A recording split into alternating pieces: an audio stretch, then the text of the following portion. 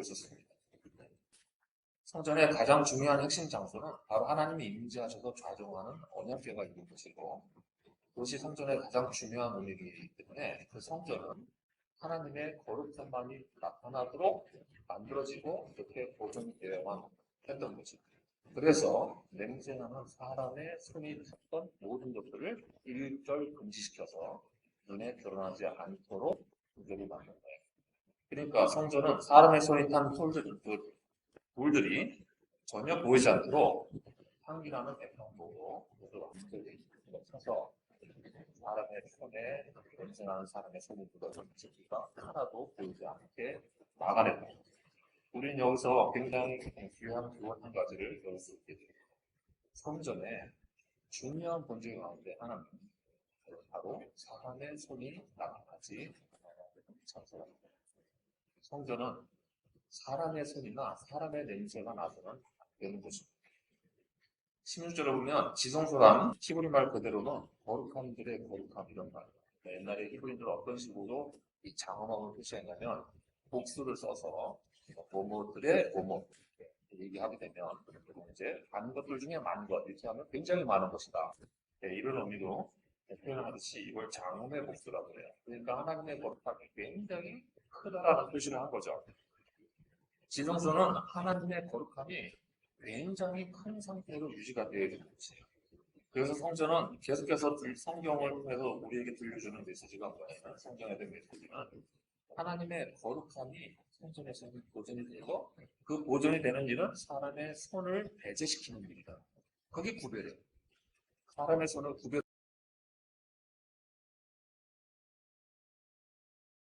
구별해서 더 이상 성전에서 나타나고 드러나지 않게 만드는 일이 바로 성전에서 지켜야 될 첫 번째 거룩함이고 그게 구별을 다스리는 거죠. 사람의 손이 나타나지 않게 하는 일이 거룩함을 보존하는 일이라는 것을 형식으로 여러분들이 정리해 놓으셔야 돼요. 그래서 성전은 지난주에 본 것처럼 그 건축 과정에서도 돌을 다루는 등의 연장 소리도 안 들리게 할 정도로 그러니까 사람의 손이 타는 모든 것들이 안 드러나게 만들어지는 것이 성전이어야 되고 그게 오늘날 우리가 말하는 교회의 본질. 성전은 하나님의 손만을 바라보러 나오는 곳이 되어야 합니다. 그래서 사람의 손이 나타나지 않는 곳이 되어야 합니다. 하지만 오늘날 우리네 교회들에는 이 성전의 참된 본질과 정신을 훼손시키는 일들이 너무 많이 나타납니다. 대놓고 교회 헌법이 금지하는 세습을 강행하는 대형 교회들은 그렇다 치고 여러분 이 문제가 그냥 한 사람 한 교회의 세습 문제로 끝난 게 아니고 이게 교회에 계속 지금까지 그 세력과 아닌 세력들 간의 분열이 느껴서 계속 교회 안에 분열과 증오와 분노를 야기시키고 정치 현실하고 똑같은 일들이 그 교회 때문에 지금도 일어나고 있어요. 그러니까 심지어 세습을 찬성하는 연세 드신 분들이 계시고 세습이 안 된다고 강력하게 반대하는 젊은 세대가 있는데 이 세대 간의 격차가 줄지는 않습니다. 개념 인식이 너무 달라요. 이런 상황에서 이게 위법사항이잖아요. 이게 하나님 앞에서 모두 공동체가 서약을 하고 만들어 놓은 헌법인데요.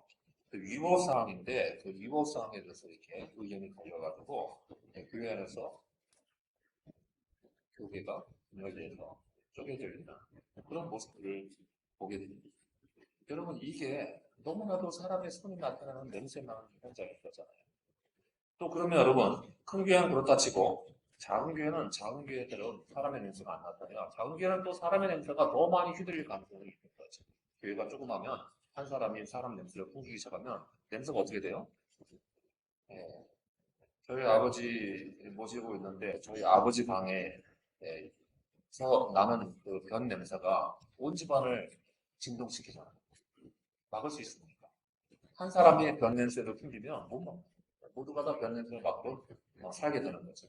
그러니까 우리가 조그만 교회 공동체 안에서 어떤 사람이 사람 냄새를 더러운 냄새를 풍기면 그 냄새를 모두가 다 맡고 살게 되는 더 오히려 큰 교회는 그래서 한 군데에서 그냥 그죠? 조그맣게 냄새 풍기고 말고 딱 쪽에 가면 피할 구석이가 있잖아. 작은 교회는 그런 것도 휘둘릴 수가 있단 말이에요. 그러면 여러분 성전의 구조를 통해서 여러분 분명하게 정확하게 배워주시기 바랍니다.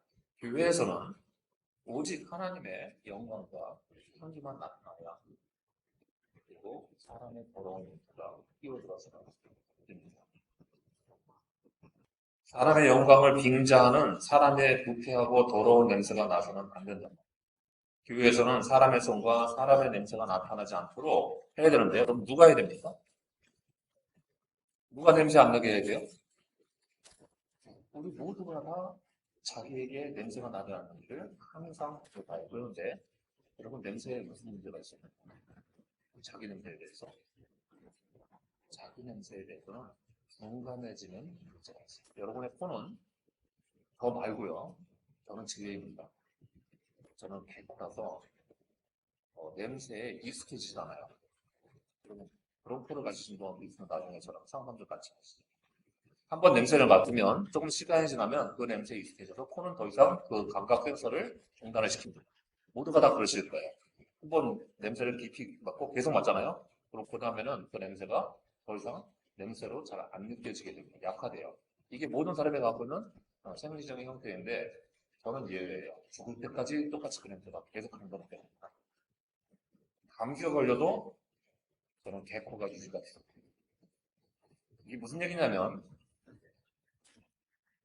사람의 신체 능력과 정신 능력은 연결이 돼서요. 같이 기능을 수행합니다. 그래서 저는 사람 냄새를 계속 맡을 수가 있어요. 정신적인 냄새. 아시겠어요?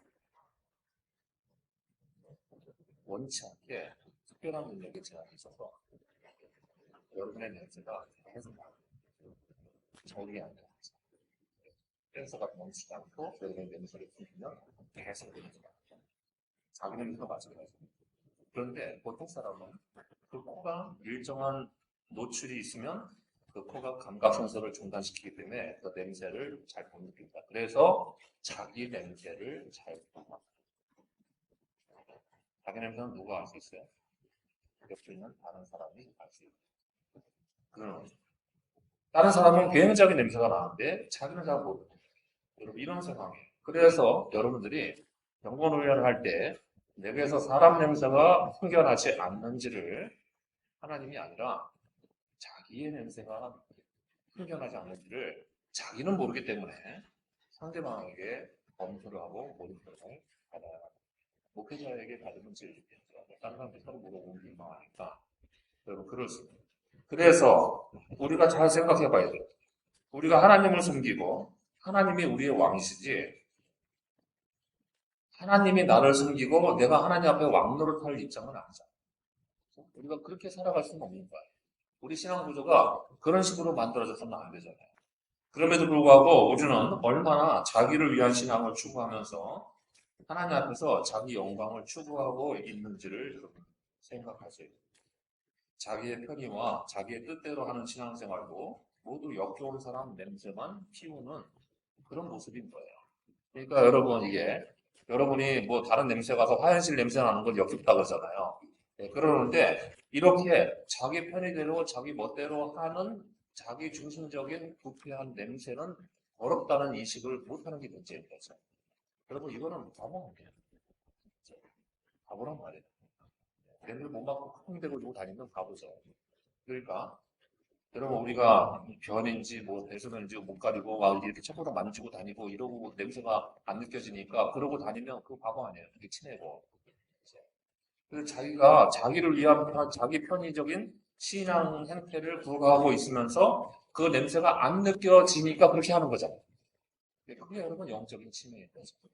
똑같은 그런 점에서 우리가 이 냄새가 얼마나 역겨운 건가를 한번 생각해 봐야 돼요. 자기가 인정받고 자기 원하는 거 하고 싶은 대로 해야만 하고 그리고 자기가 더 높은 자리에 있어야 되고 자기가 더 중요한 인물로 역임을 받아야 되고 또 자기를 그렇게 더 드러내는 게 여러분 얼마나 사람의 더러운 냄새를 풍기는 것인지를 여러분 보아야 돼요. 교회에서는 오직 주님의 영광과 거룩함만이 나타나도록 해야 되고 그게 우리가 예배드리기에 의미이고 공동체 안에서의 우리가 갖춰야 될 바르고 아름다운 자세입니다. 그러니 우리 모두 어떻게든지 공동체 안에서 주님의 몸된 교회 공동체 안에서 자기의 더러운 냄새가 나타나지 않게 하고 오직 하나님의 거룩한 영광만 나타나도록 자기를 잘 씻고 감출 수 있는 참된 경건을 이루어갈 수 있기를 바랍니다. 여러분이 하나님을 섬길 때 제일 아름다운 모습은 그걸 거라고 여겨주시면 좋을 거예요. 성전이 사람의 손이 나타나지 말아야 하는 곳이라면 이제 우리는 그곳에 무엇이 나타나야 될지 보십니다. 이 성전을 보시면 성전의 내부에는 두 그룹이 있었습니다. 그룹은 사람의 얼굴과 날개를 지니고 하나님의 발등상인 시은자, 언약궤 상판 뚜껑 위에 앉아서 무언가를 지키는 존재입니다. 이 그룹들이 지키려는 게 뭐겠어요? 여러분 이제 성경을 읽으실 때 여러분 이 본문에 있는 구조가 도대체 어떻게 생겨먹은 건지 이런 거 도형을 그리려고 아무리 해도 여러분 안 됩니다. 이 성경의 구조를 묘사하는 기록 자체가 완전히 불안정해요. 앞뒤가 안 맞아요. 일부러 그렇게 되어 있는 건데요. 그런데 그거를 굳이 그거 타려고 하고 구름은 어떻게 생겼을까? 그거 호기심에 빠져서 구름의 모양을 막 그리고 추상해서 인터넷 분석해서 찾아봤자 여러분 구름을 본 사람은 아무도 없어요. 아직도 몰라요. 학자들도 모르는데 저도 모르고 어떻게 생겼는지 모릅니다. 그저 우리가 짐작할 수 있는 단편적인 요소가 몇 개 있는 거죠. 날개가 있고 사람의 얼굴 형상은 지녔을 건데 몸체는 그러면 어떤 몸체는 몰라요.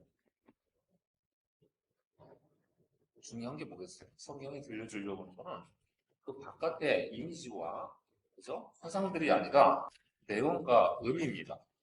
그룹이 지키려는 게 뭐겠어요? 이게 수호천사입니다. 뭘 수호하려고 하는 거겠어요? 이게 바로 하나님의 거룩함을 수호하려고 거기 가정하고 있는 거예요. 그러니 성전은 하나님의 거룩함을 수호해야 되는 곳입니다. 보존하고 지켜내야 되는 곳입니다. 성전에는 사람의 손 대신에 하나님의 거룩함만이 나타나도록 보존을 시켜야 하는 장소입니다. 그룹이 바로 하나님의 임재에 통한 거룩함을 지키려고 사람들이 침범하지 못하게 다가서는 존재입니다.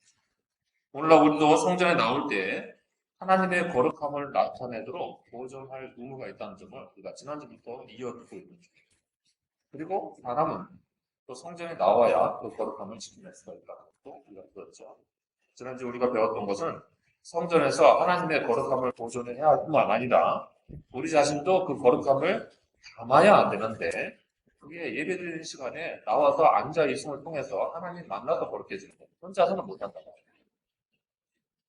하나님의 임재를 체험하고 하나님의 말씀으로 거룩함을 입고 회개 기도하면서 예수 그리스도의 보혈의 공로로 정결함을 입고 깨끗이 씻김받고 나아가야 되는 거죠. 그래야 우리가 우리의 거룩함을 지킬 수 있게 됩니다.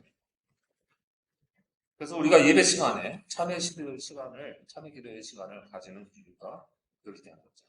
어려운 것들을 여전히 간직한 채로 예배 드리기에 어불성설이기 때문에 이것은 오히려 거룩함을 보존하는 게 아니라 거룩함을 훼손하는 일이 되는 거죠. 여러분 우리가 정말 존귀한 왕을 만나러 아련하러 가는데 변 묻히고 냄새나는 채로 가서는 안 되잖아요. 그래서 그게 여러분 격식을 못 갖춥니다. 하나님은 거룩함을 다른 것과 구별함으로써 지키도록 명령을 하셨습니다. 자, 거룩함이 구별함이라고 그랬는데 여러분 특별히 이 구별이 두드러지게 나타났던 십계명 중에 어떤 내용들을 여러분들이 그 중에 생각할 수 있습니다. 제일 먼저 잘 드러나는 게 안식일이죠. 안식일 계명이죠. 안식일을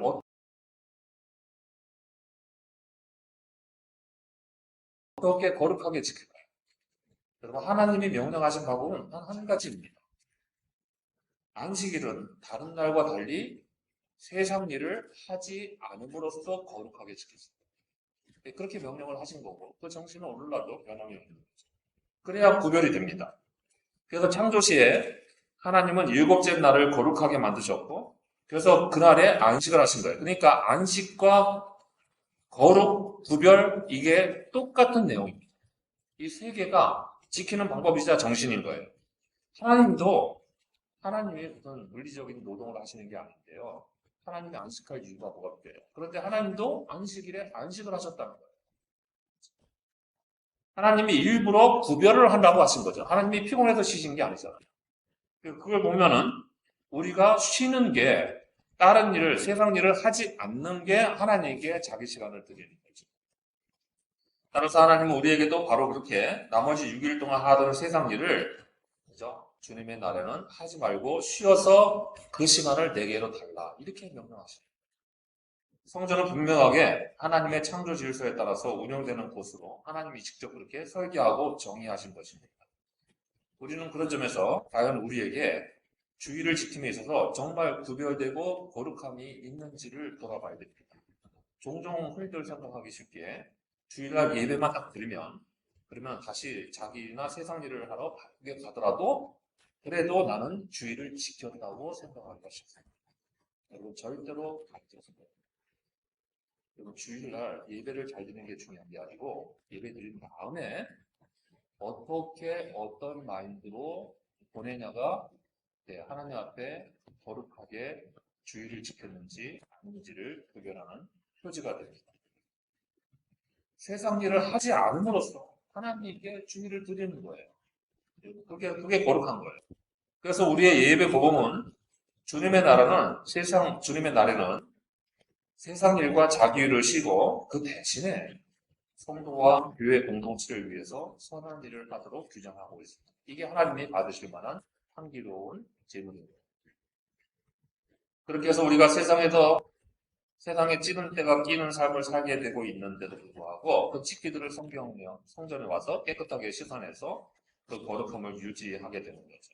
그렇기 때문에 특별히 우리가 잘 구분하셔야 됩니다. 왜 주일날 쉬고 예배를 드려야 되냐? 그냥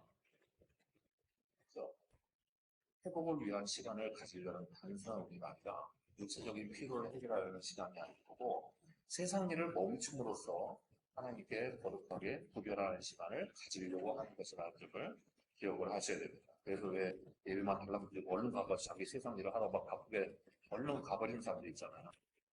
그걸 여러분 개념이 모자라서 주일날을 공동체와 함께 보내고 옆에 있는 사람들도 보고 함께 교제 나누며 하늘나라의 기쁨들을 나누는 시간이 예배드리는 시간과 동일하게 똑같이 하나님이 기뻐하시는 중요한 시간이다. 이렇게 생각을 해야 되는데 여러분 이렇게 생각하는 거죠. 자기가 세상적인 마인드가 가득하니까 여러분 이래서 이렇게 체육 행사 하잖아요. 그러면 체육 행사 몸이 안 되거나 컨디션이 안 돼서 참석하는 건 그런 별개이고 그런데 어떻게 생각하고요? 이건 놀러 가는 건데 나도 딴 데 놀러 가지. 이렇게 생각하게 되면 여러분 이미 하나님의 백성이라고 말하기가 어렵게 되죠. 개념이 무슨 생각인 거예요? 교회에서 교회 식구들과 함께하는 시간을 뭐라고 생각하는 거냐면 세상에서 그냥 내가 노는 일하고 똑같다고 생각하는 거죠. 하나님에 대해서도 그러면 신앙이 세상에 있는 다른 신이나 하나님과 똑같은 정도의 수준에 머물러 있으니까 그 생각이 일어나는 거예요. 이걸 한번 잘 대조를 해 볼 줄 알아야 됩니다. 두 번째로 구별이 굉장히 두드러지는 장소는 무엇이냐면 바로 우리의 죄를 회개하고 참여하는 시간입니다. 우리의 죄를 깨끗게 해서 거룩함의 구별을 이루어야 될 거 아니에요. 월스트리트 저널의 기사에 의하면 미국의 통신회사를 옛날부터 미국 전역에다가 깔아놓은 2,000개가 넘는 약을 입힌 케이블들이 여전히 미국에 관찰이 있다고 보고가 올라와 있습니다. 유독성 납이 수중 케이블에도 쓰였고 또 땅속이나 전봇대 이런 데 다 쓰여져 있는 거예요. 근데 이 납이 결국 부식이 되면서 사람들이 살고 있는 환경에 온갖 종류의 발암물질을 야기하고 독성을 야기하는데 이게 사람들이 살고 일하고 노는 곳에까지 다 미쳐 있는 거죠. 근데 이게 어디에 있는지를 사람들은 일반 국민들은 모르잖아요. 어디에 납이 붙여 있는지를 알게 돼요. 그게 수은 중독을 일으키고 낙중독을 일으키고 지하수를 다 오염시키는 이런 거를 여러분 알 수가 없어요. 각종 암과 병을 유발하는 함정이 도처에 널려 있는데 눈에 안 보이기 때문에 못. 우리가 여기서 알 수 있는 것은 눈에 안 보이는 죄를 우리가 못 찾아내면 우리가 어느 암과 질병에 걸려서 치명적인 회복 불가능한 병증에 노출된다는 거죠. 자기는 알고 있는데 해결하지 않은 죄의 독성이 바로 우리에게 심각한 결과를 가져온다는 사실을 알아야 됩니다. 사람은 죄를 지으면 자연히 그것을 하나님과 다른 사람들이 보기에 덮어보고 싶고 감추고 싶은 생각부터 먼저 일어나고 그리고 요새는 어떻게 되냐면 자기의 죄를 인식하는 개념조차도 아예 희박해지는 게 오늘날의 세태. 이게 뭐 좀 언제쯤 얘기인지 모르겠는데 제가 지나가다가 이제 이런 얘기를 가족들이 한 적이 있어요. 무면허 운전을 10대가 무면허 운전 차를 임대를 해가지고 무면허 운전을 했는데 그 운전을 한 아이들이 뭐 10대 후반대 애들이겠죠. 근데 그 운전을 하다가 그 운전이 뭐 무면허 운전이니까 하다가 바로 중앙분리대를 척받아가지고 얼마나 세게 받았는지 그 중앙분리대 구조물이 날아가서 마주오는 차에 택시의 운전사를 죽였어요. 구조물이 파손된 게 부러져서 날아가가지고 걸려서 그 택시 운전사가 중상을 입고 병원에 실려갔는데 돌아가셨습니다. 그런데 이 운전을 했던 애들은 이제 병상을 위해서 병원에 입원을 했는데 병원에서 자기네 단톡방에다가 뭘 올렸냐면 환자복을 입고 또 춤을 추면서 사고 당하니까 기분이 어떻냐, 그러니까 뭐 기분이 어떻다 이러고 이러면서 전혀 이 죽은 사람에 대한 죄책감이나 가책이 없는 모습이 영상에 그냥 올라오고 있는 거죠. 여러분 피해자 유족이 어떻게 됐어요? 피해자 돌아가신 택시 운전사의 딸이 되신 분이 너무 억울해서 이건 아니다. 이건 엄벌을 처해달라고 법원에다가 공문화 시켜야겠다고 그 장면을 오픈을 시켜서 그 영상에 올라와서 이제 온라인에 퍼져있는 거예요. 뭐가 잘못인지 죄인지 구분하는 의식 자체가 없어요. 그래서 제가 이 이야기에 이제 다 이야기도 했더니 아이가 10차 교육 과정에 도덕 교육을 빼먹어서 저는 진짜 그래서 도덕 과목이 없어요, 요새? 기초 교육 과정에? 없어요? 또, 네? 사라졌어요? 도덕 배웠어요, 배웠어요? 배웠어요, 그것까지는? 그러니까, 도덕이든 뭐든 간에, 뭐 도덕을 그 전에, 뭐 이제, 뭐 제가 알기로는 찾아보니까, 그 전에 이제, 군사독재 정부가 이 도덕을 이제 인용화를 시키는데 써먹었기 때문에, 그래서 여러분 그러면 인용화를 시키지 않는 쪽으로 가르게 만들어야지 그걸 아예 없애는 게 맞아요. 이게 이데올로기 문제예요. 양쪽 다 똑같아요. 좀 진보라고 하는 사람들의 생각이 이 정도 수준이니까 우리가 참 희망이 별로 없고. 그러니까 이게 똑같아요. 그걸 바로 해서 정확하게 가운데 길을 찾아야 되죠. 교육은 여러분 반드시 중용으로 가르쳐야 돼요. 교육의 이데올로기를 넣으면 나라가 망해요. 국민들이 강하지. 그러니까 그리고 어쨌든 그래서 사람들이 죄에 대한 인식 자체가 없어지는 게 오늘날 세태의 흐름이 됐어요. 그러니까 사람을 죽여도 죄책감이 안 드는 거예요. 여러분 왜 안 들겠어요? 사람 죽였는데. 그런데 그거를 무마시키는 능력이 굉장히 발달됩니다. 그리고 저는 두 번째 요소도 생각을 하게 됩니다. 게임의 중독성의 문제라고 생각합니다. 게임을 하도 많이 만지다 보니까 게임 안에서 사람 많이 죽이니까 현실에서 사람 죽여도 별로 현실인식이 없는 거죠. 이런 상황이 많아요. 그래서 여러분 이런저런 문제로 어쨌든 죄를 인식하는 개념이 점점 더 자기 중심으로 보니까 아마 그래서 주님이 오시려는 쪽으로 세상이 흘러가겠죠. 점점 더 자기 중심적으로 흘러가는 세대가 전지도 못하면 주님의 노아의 때처럼 세상에 죄가 반응해서 꽉 차서 더 이상 안 된다 하는 시점에 오시겠죠. 우리는 죄에 관한 문제가 해서 누구보다도 예민하게 탈취를 하겠다고 여기 앉아있는 사람이잖아요. 하나님 앞에서 죄가 뭔지를 인식하겠다고 앉아있는 사람. 그러면 여러분 우리는 정직하게 고백을 해. 내가 지금 살고 있는 방식이 뭐가 잘못됐네. 내 순주로 판단하는 게 잘못됐네. 내 감정과 내 분노대로 혈압대로 움직이는 게 잘못됐네. 이런 고백들을 하고 그래서 하나님 앞에 이거를 깨끗하게 만들겠다고 하는 용서를 참회 기도를 해줘야 해요. 그러니까 우리도 그런 거 했으면 좋겠다니까요. 여러분 태도를 뭐가 돼요? 정기적으로 고해 성사를 안 하게 되면 연방 교육도 여러분도 분기 한 번씩은 목사에게 나와서 그동안 지은 죄를 분기에 석 달치를 모두 다 고백을 하고 제 실수를 받고 회개기도 하고 이렇게 하는 걸 정기적으로 하면 어떨까요? 예, 목사는 당연히 교회 성사에 비밀 서약, 비밀 준수, 의무를 이행하고 그래서 그렇게 해서 구별을 하고 그래야 돼요. 우리가 그를 패드립처럼 만들면 거꾸로 들어가는 감이 할 수는 없는데 정신은 그렇게 해보시면 어때요? 내가 지금 군기 석 달이 됐어요. 석 달 됐는데 원래 목사님한테 교회 성사하라고 해야 되는데 그럴 수는 없는 거니까 집안에서 다 적는 거예요. 그리고 주일날 아침에 와서 그거 놓고 기도하시고 정리하고 그 다음에 좀 고쳐야죠. 그렇게 해야 되잖아. 이렇게 해서 주님의 보혈의 몸으로 깨끗함을 입고 예배에 참여해야 되는 거지. 그렇게 해서 우리가 세상 일로부터 돌이키고 죄로부터 돌이켜서 주님의 날을 거룩하게 구별하면 그날의 예배와 삶이 우리에게는 안식일을 복되게 하신 것과 마찬가지로 정말 축복의 시간이 돼요. 그렇게 해서 복이 임하는 거죠. 그렇게 해서 우리의 삶에 안녕이 확보가 되는 거고 우리의 삶에 여러 가지 우한거리가 있는데도 불구하고 넘어갈 수 있는 힘이 생기고 그리고 하나님의 지키심과 돌보심이 거기서 비롯되는 거죠. 하나님이 그날을 거룩하게 만드시기도 하고 동시에 안식도 하셨고 복되기도 하셨다 그러니까 세 개의 개념이 적어도 동일한 얘기입니다. 그래서 거룩과 안식과 복됨은 같은 이야기예요. 이 세 개가 맞물려 있는 거고 이 세 개가 우리의 구별되는 일을 위해서 이루어지는 거죠. 그래서 세상일을 하지 않고 구별하는 일이 거룩함이고 거룩함이 곧 안식이고 안식이 곧 복된 시간인 것입니다. 우리 참된 거룩을 지키고 보존하는 일은 바로 그게 우리에게 복된 일이 되는 것임을 기억하셔서 세상 일과 자기 일을 하지 않음으로써 이 거룩함에 참여하고 보존할 수 있는 참된 복된 시간과 삶들을 누려갈 수 있기를 바랍니다.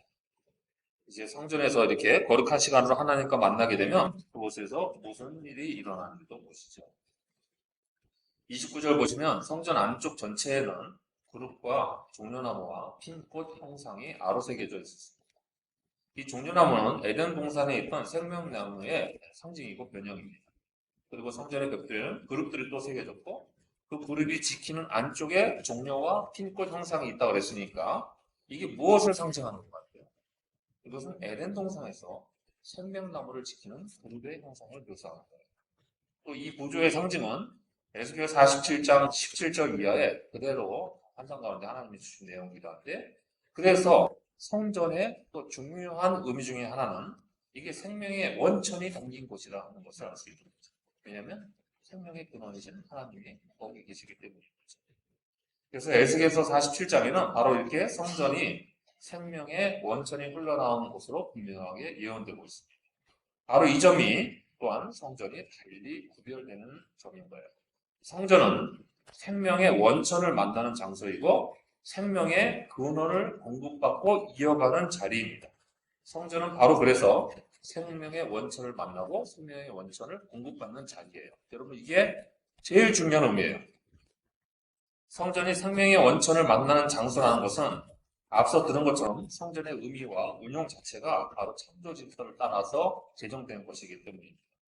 그래서 성전에 제사 드리는 일이나 성전에서 안식일을 구별하여 거룩하게 지키는 것이나 또 그 안에 생명나무의 상징과 그것을 지키는 그룹이 있는 것은 모두 애초부터 성전이 하나님이 사람의 생명을 창조하신 분임을 기억하게 만들려고 만들어졌다는 것을 들려주는 거죠.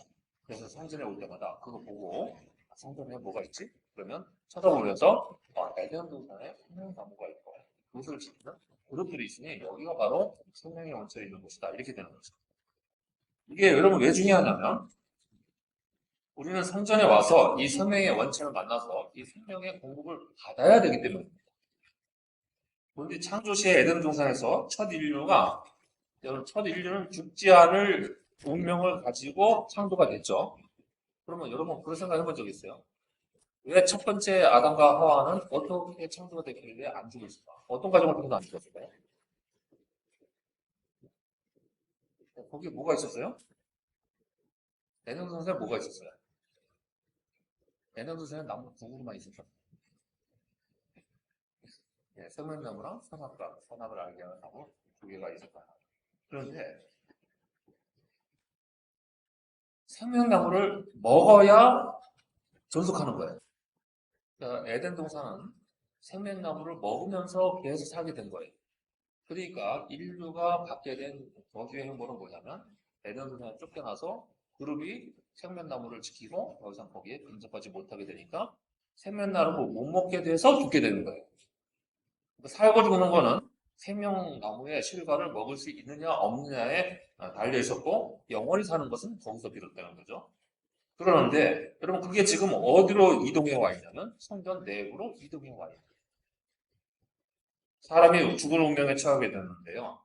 생명의 원천인 하나님을 만나는 시간을 통해서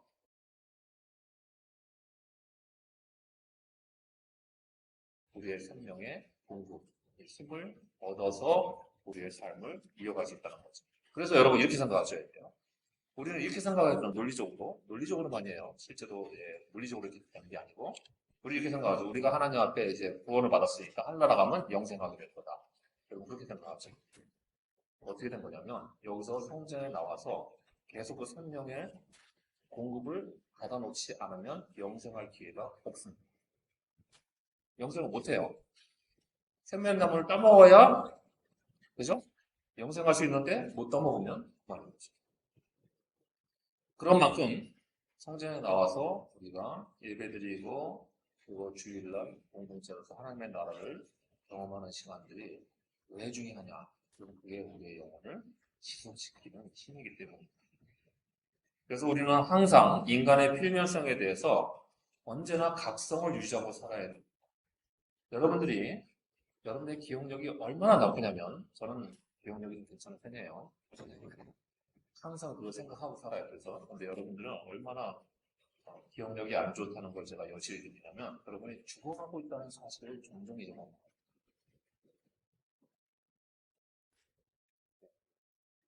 내가 하루하루 죽어가는 중이라는 사실을 잊어먹고 있는 거예요. 여러분 이게 기니까 그런 거예요. 그런데 여러분 암이 걸려서 몇 달 안 나왔습니다. 이런 판정을 받은 사람들의 그 시간들을 보세요. 그게 얼마나 소중합니까? 그 남아있는 석 달의 시간이 얼마나 귀중하냐. 예, 여실하게 느끼죠. 내가 석 달 뒤에 죽는다. 예, 그렇게 되면 얼마나 이게 각성 상태에 있겠어요. 그런데 이게 몇십 년 뒤에 죽을 것 같으니까. 근데 여러분,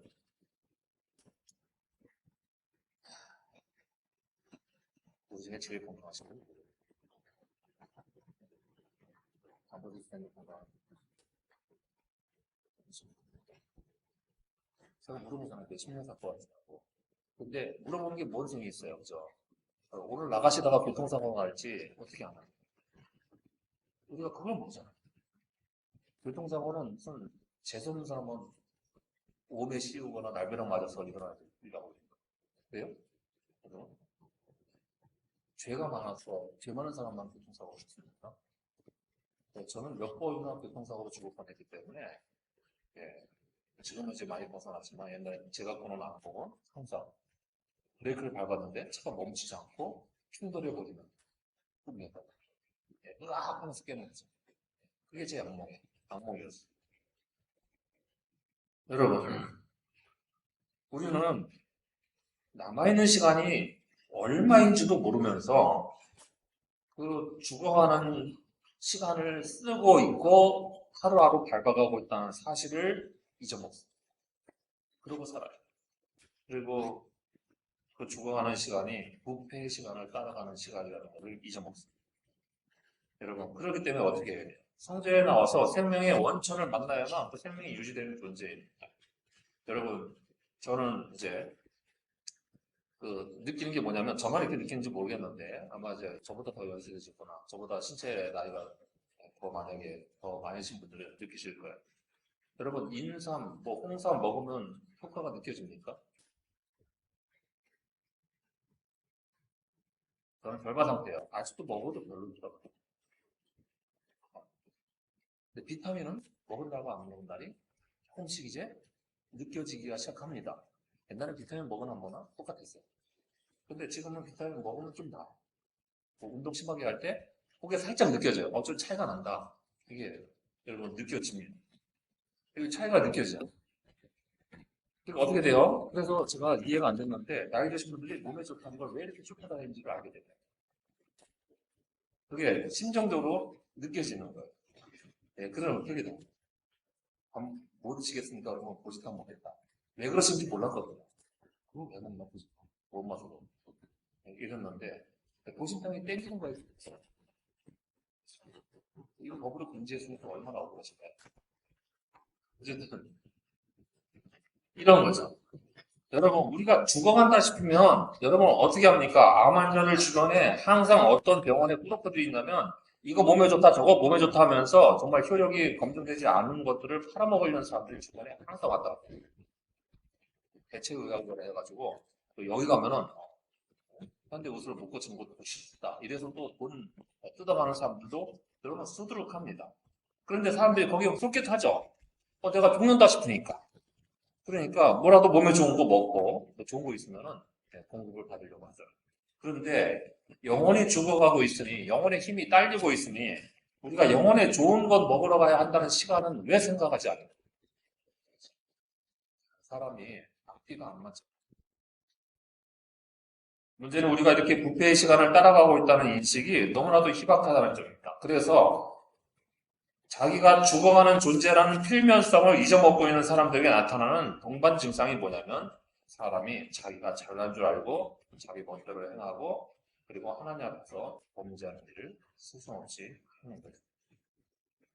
여러분 저는 제 자신만 해도 이런 부패성이 제 안에 얼마나 깊이 스며 들어가 있는지를 사실 스스로 느낄 수가 있는 부분이 있는데요.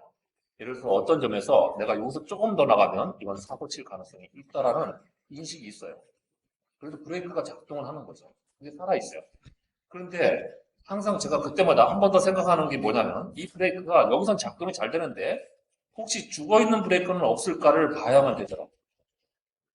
이 문제에 관해서는 내가 경계를 할 줄 알아요. 근데 저 문제에 관해서는 브레이크 안 걸린데도 모르는 거 아니에요. 그래서 그걸 찾아내야 될 시간이 필요하고 이러면 그게 기도 시간. 여러분 말씀 앞에 엎드려서 하나님과 만나야 될 시간이었거든요. 여러분 이게 없어요. 오늘날 정치 현실을 보세요. 모두 자신들이 버린 일들이 다 잘나서 잘하고 있는 줄 알고 자기가 하는 게 다 옳다고 보잖아요. 제가 보기에는 다 틀렸는데. 양쪽 다 틀렸는데.